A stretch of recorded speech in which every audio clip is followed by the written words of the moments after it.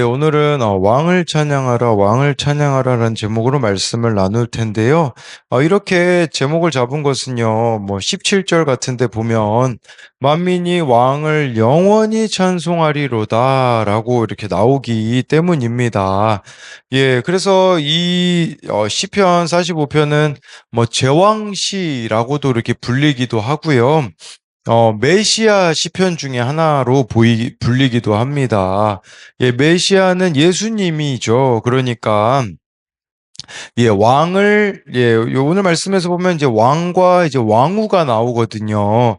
그래서 이건 좀 두 가지로 볼 수 있겠죠. 하나는 하나님, 또 그분의 그 백성과의 관계로 볼 수 있고요. 뭐 더 구체적으로는요, 이제 신약의 예수님과 이제 교회와의 관계로 이렇게 볼 수가 있습니다. 그랬을 때, 정말 오늘 말씀을 통하여 이 왕이신 하나님을 찬양하는 것이 무엇인지를 같이 나눌 텐데요. 첫 번째로는요, 왕을 찬양하는 것은 왕의 성품을 닮아가는 것입니다. 1절, 2절인데요.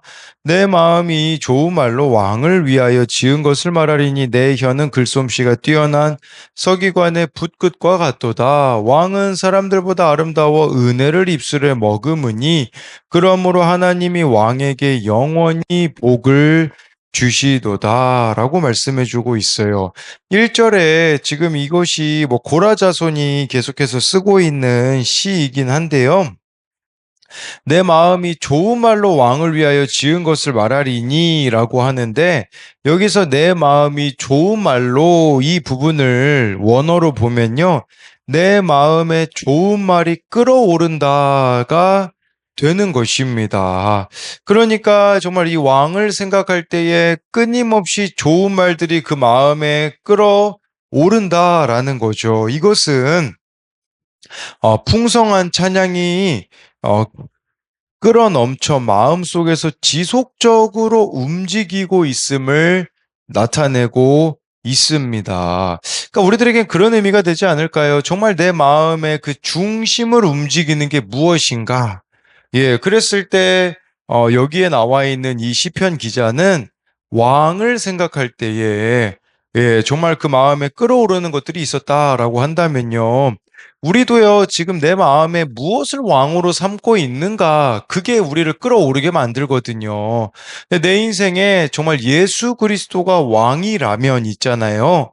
그렇다면 우리가 정말 이렇게, 말씀 앞에 나아가는 거, 기도하는 거, 또 그분을 닮아가는 거, 이런 것들로 참 끌어올라야 되는데, 우리는 참 다른 것들로 내 그러니까 삶이요, 의욕이 없는 게 아니거든요. 열정이 없는 게 아니거든요. 근데 예수님께 대하여서는 이런 열정과 의욕은 없으면서 정말 삶의 다른 부분에 있어서는 우리가 참 많은 열정을 가지고 있지 않는가. 뭐 예를 들자면 뭐 돈 버는 일에는 그렇게 예, 열심이지만 예, 이렇게 주님께 대하여서는 그렇지 않는 모습이 있지 않는가를 예, 생각해 보자라는 거죠. 예, 그래서 여기도 1절 후반절에도 내 혀는 글솜씨가 뛰어난 서기관의 붓끝과 같다라고까지 이렇게 네, 표현하고 있는 거죠. 그러니까 자신의 혀를 이 탁월한 서기관의 붓에 비유함으로써 예, 정말 이렇게 왕에 대하여서 예, 할 말이 많은 예, 그런 시편 기자의 모습이 나와 있습니다. 뭐 2절은요, 이 신랑인 왕이 우리로 말하면 예수님이죠. 예수님이 얼마나 아름답고 존귀한지를 말하고 있는데, 예, 왕은 사람들보다 아름다워 은혜를 입술에 머금는다라는 것은 왕이 늘 은혜로운 말을 하는 분임을 예, 보여주고 있습니다. 예, 그러면서요, 이제, 제 4절을 보면요. 왕은 진리와 온유와 공의를 위하여 왕의 위엄을 세우시고 병거에 오르소서 왕의 오른손이 왕에게 놀라운 일을 가르치리이다. 예, 그래서 이 왕이 그 왕의 위엄을 세우는 방법이 여기 세 가지가 나오죠. 진리와 온유와 공의라는 이 측면이라는 거죠. 예, 그런 의미로 보자면 저와 여러분들이 네, 이 왕의 다스림을 받는 사람이 된다고 한다면 이 세 가지의 균형이 있어야 되겠죠. 진리와 온유와 공의가 네, 이렇게 있어야 된다라는 것을 생각해 볼 수 있습니다. 뭐 6절, 7절을 보면요. 하나님이여 주의 보좌는 영원하며 주의 나라의 균은 공평한 균이이다. 왕은 정의를 사랑하고 악을 미워하시니 그러므로 하나님 곧 왕의 하나님이 즐거움의 기름을 왕에게 부어 왕의 동료보다 뛰어나게 하셨나이다 해서요. 네, 6절에 하나님의 통치가 이제 영원하고 하나님께서 공평으로 다스리신다라는 것을 말씀해 주고 있어요. 근데 6절에서 이렇게 하나님이 이렇게 통치가 영원하고 공평으로 다스린다라는 것을 말씀하고 있는 이유는 뭐냐면, 7절에 그 이유가 있죠. 하나님께 기름 부음 받아 세워진 왕은 이 하나님의 통치를 드러내야 하기 때문이라는 거죠.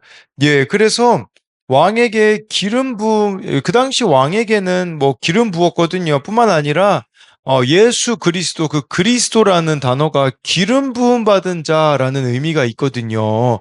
그러니까 예수님이 이제 기름 부음 받은 자로서 하나님의 뜻에 따라 백성을 다스려야 된다라는 것을 네, 말씀해 주고 있는 것입니다.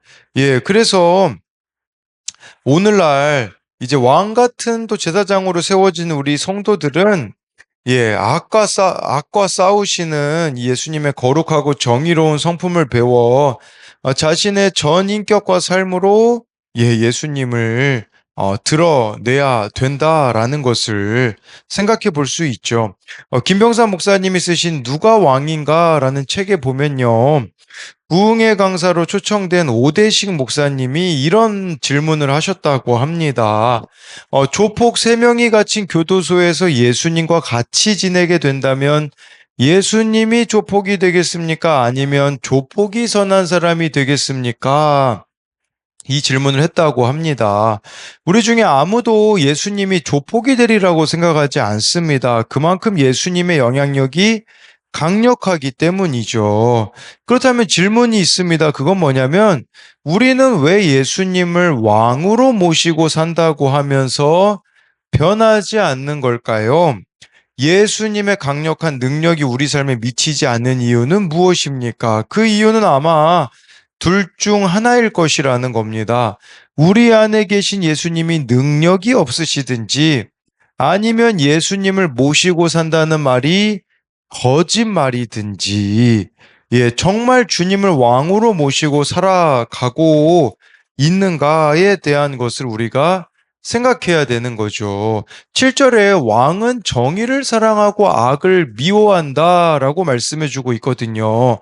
이 왕이신 예수님을 내가 주인으로 모시고 살아간다면 우리의 삶 가운데도요, 정의를 사랑하고 악을 미워해야 되는데 악을 사랑하고 정의를 미워하는 그런 삶을 살아가고 있지는 않는가를 우리가 돌아보자라는 겁니다. 그래서 이것에 대한 두 가지 적용도요. 나는 일상에서 그리스도의 아름다움과 공의로움을 어떻게 드러내며 살고 있습니까? 또 한 가지는요.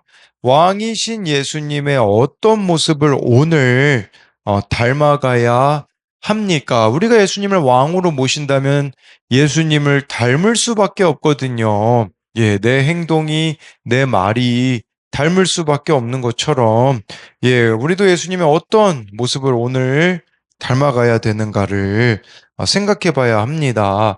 두 번째로는요, 왕을 찬양하는 것은 왕의 신부답게 살아가는 것입니다. 8절 9절인데요. 왕의 모든 옷은 모략과 침향과 육개의 향기가 있으며 상하궁에서 나오는 현악은 왕을 즐겁게 하도다. 왕이 가까이 하는 여인들 중에는 왕들의 딸이 있으며 왕후는 오빌의 금으로 꾸미고 왕의 오른쪽에 서도다. 여기 시편에서 왕과 이제 왕후의 그 관계가 묘사되어 있는데요. 여기 보면 이제 8절 9절이 결혼을 위해 준비된 왕과 왕을 위해 준비된 신부의 모습을 묘사하고 있습니다. 8절에서 왕은 귀한 향료의 향기가 가득한 의복을 갖춘 최상의 모습으로 결혼 준비가 완료되었음을 보이는데, 이 왕이 예수님이라고 했잖아요. 그러면 여기 나와 있는 왕후는 누구겠습니까?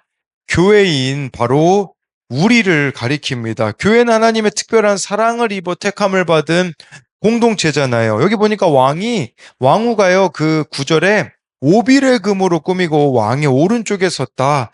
그러니까 왕후가요, 가장 값지고 귀한 보석인 오빌의 금으로 꾸몄다라는 것은 교회가 이런 왕의 사랑을 받고 있다라는 거죠. 교회가 이런 예수님의 사랑을 받고 있다라는 겁니다. 교회는 하나님의 은총과 사랑이라는 옷을 입고 있다라는 거죠. 그러면요, 이제 왕후는 어떻게, 이런 왕의 사랑을 받는다면 왕후는 어떻게 살아가야 될까요? 그게 10절, 11절에 보면 나옵니다. 딸이여 듣고 보고 귀를 기울일지어다. 내 백성과 내 아버지의 집을 잊어버릴지어다. 그리하면 왕이 내 아름다움을 사모하실지라. 그는 내 주인이시니 너는 그를 경배할지어다. 10절에 네 가지 명령이 나옵니다. 왕후에게 필요한 네 가지 명령이 있죠. 그것은 뭐겠습니까? 여기서 보니까요, 딸이여, 네 가지 들으라, 보라, 귀를 기울이라, 잊어버리라 라고 이렇게 명령령이 반복되어 있는데, 이 네 가지 명령이 시행될 때에 이런 왕과의 친밀함이 유지될 수가 있다라는 거죠. 이게 명령령으로 쓰여졌다라는 것은요, 반드시 순종해야 되는 항목임을 보여주고 있는 거죠. 뭐 듣고 보고 귀를 기울이는 거, 이것은 뭐 긍정적인 태도를 가지라는 거겠지만, 제가 봤을 때 제일 중요한 것은요, 예, 잊어버리는 것입니다. 뭘 잊어버려야 된다고 합니까? 내 백성과 내 아버지의 집을 잊어버려야 된다라고 말씀해 주고 있어요. 그렇다면 여기서 내 백성과 내 아버지의 집을 잊어버린다라는 것은 뭘 의미하겠습니까? 왕과 결혼하기 전의 습성과 모습은 버려야 된다라는 뜻입니다. 그러니까 이제는 왕에게 집중하고 왕의 말에 순종하는 삶을 살아가야 되는데, 그것을 방해하는 게 바로 내 백성과 내 아버지의 집이기 때문에 그것을 잊어버리라는 거죠. 우리로 말하자면요, 옛사람을 벗어버리라는 의미가 될 수 있습니다. 우리가요, 왕이신 예수님과 이제 연합한 삶을 살아간다면요, 육신적인 욕망을 쫓아서 살아서는 안 된다라는 거죠. 예수님만 바라보는 사람이 되려면요, 옛사람의 습관, 죄악된 모습들을 다 버려야 된다라는 겁니다. 여러분 생각해 보십시오. 여전히 세상 것들을 사랑하는 신부는 예수님과 어울리지 않죠. 주님과 세상을 우리는 다 사랑할 수가 없습니다. 그러니까 세상을 잊어버려라. 그게 바로 10절의 말씀인 거죠. 세상을 잊어버리지 않고서는요, 주님과 우리 사이에 진정한 연합은 이루어질 수가 없다라는 거죠. 그랬을 때 이 10절에 네 가지 권면에 순종하였을 때 이제 11절이 우리들의 삶에 이루어진다라는 거죠. 그리하면 왕이 내 아름다움을 사모하실지라. 주님과의 그 친밀함이 이루어진다라는 거죠. 그러니까 10절이 우리 삶에 이루어져야 왕이신 예수님과의 친밀함이 이루어진다라는 거죠. 그는 내 주인이시니 너는 그를 경배할지어다. 이 경배할지어다라는 것은요, 원어적인 의미로 바닥에 닿도록 깊고 낮게 엎드려 절하다라는 뜻입니다. 그래서 우리의 주인이신 예수님께 이런 순종의 모습으로 나아갈 것을 말씀해 주고 있습니다. 그렇게 여러분, 여기서 왕후는 이제 우리를 뜻한다고 말씀드렸잖아요. 이런 순종들이 이루어질 때 어떤 일이 벌어지겠습니까? 마지막으로 16, 17절을 보면요. 왕의 아들들은 왕의 조상들을 계승할 것이라. 왕이 그들로 온 세계의 군왕을 삼으리로다. 내가 왕의 이름을 만세에 기억하게 하리니 그러므로 만민이 왕을 영원히 찬송하리로다 라고 말씀해 주고 있어요. 예, 우리가 정말 그렇게 왕후로서 신부로서 살아갈 때요. 예, 여기 보니까 왕과 그의 나라가 영원히 이렇게 계승될 거라고 말씀해 주고 있지 않습니까? 이 계승된다라는 거, 네, 이 왕의 아들들은 왕의 조상들을 계승할 것이라는 것은 우리들로 말하자면 무엇을 말하겠습니까? 예, 계속해서 생명을 낳는 삶을 살게 될 것이다. 우리들을 통하여서 예수 그리스도가 계속해서 전파될 것임을 말씀해 주고 있는 것이에요.